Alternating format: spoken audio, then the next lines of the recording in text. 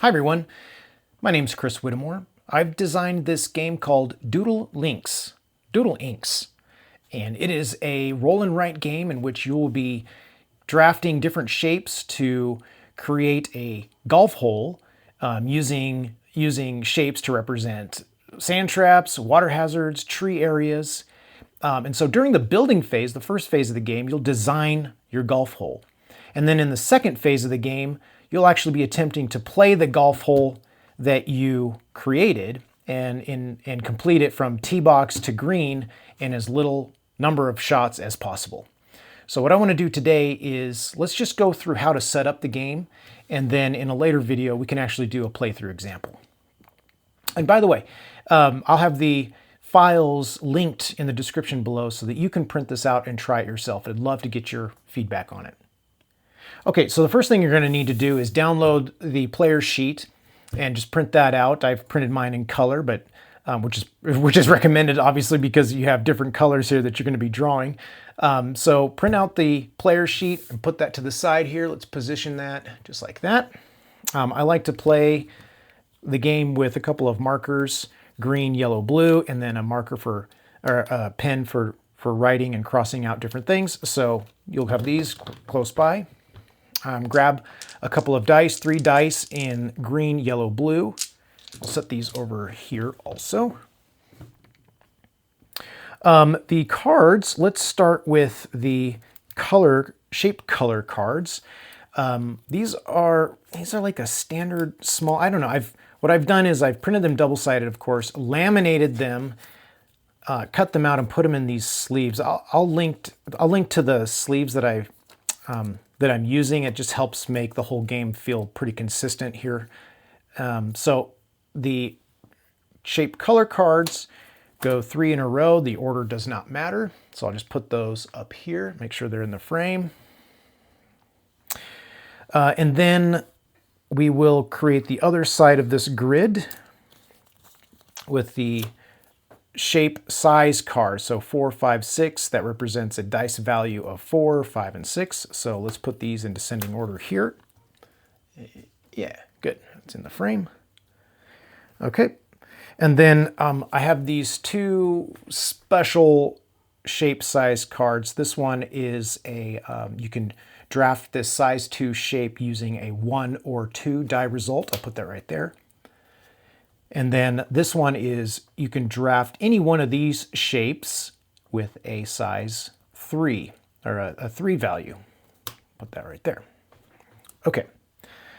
We'll start with the size 4 shapes. So I have 5 size 4 shapes, and they are double-sided. So that makes it handy for, lining up your, number one, lining up the terrain you're about to draw. And then in phase 2, they also represent the ball flight that you'll be playing all the way down to the green. So they're double-sided, so I just like to reverse a couple, shuffle it, reverse it, and then you're going to select 3. The other 2 will be out of the game this time. So we'll put that in the 4 row. Then we'll do the same for the size 5 shapes. I'll reverse a couple, shuffle it up, reverse a couple. 1, 2, 3. Put that off to the side. And the size 6 cards, shuffle those up. Okay, and then 1, 2, 3. Great, so now I've created the grid. And these will be the 9 different shapes, well, 9 plus shapes that I'll be able to draft during the game for phase 1, drawing shapes, and then phase 2, they'll represent my golf shots as I go down the fairway. All right, the second piece we'll need to do is set up the objective cards. There are 8 objective cards for phase 1 and 8 for phase 2. Let's give these a quick shuffle with the building phase reward face up. And do the same here. On the back sides of these are different rewards that can be earned by completing objectives. So I'll place those here, and then let's draw the top card for each one. Okay, these represent the objectives that I'll be trying to complete in phase 1, the building phase, and in the second phase, which is the actual tournament or playing of the golf hole. In this case, I need to try and attempt to have my largest tree area be 20 spaces large. And then in phase 2, I am going to try and max out this yellow skill track all the way to the very end. And if I can do that, then I will earn these rewards. And in a later video, I'll explain what those rewards are, but they're very important. In addition to the rewards that you'd earn, you also earn 20 points for completing an objective, okay? In a multiplayer game, the first person to complete an objective will get 20 points. Anybody else after that will only get 10. But this is designed primarily as a solo player experience with the ability to,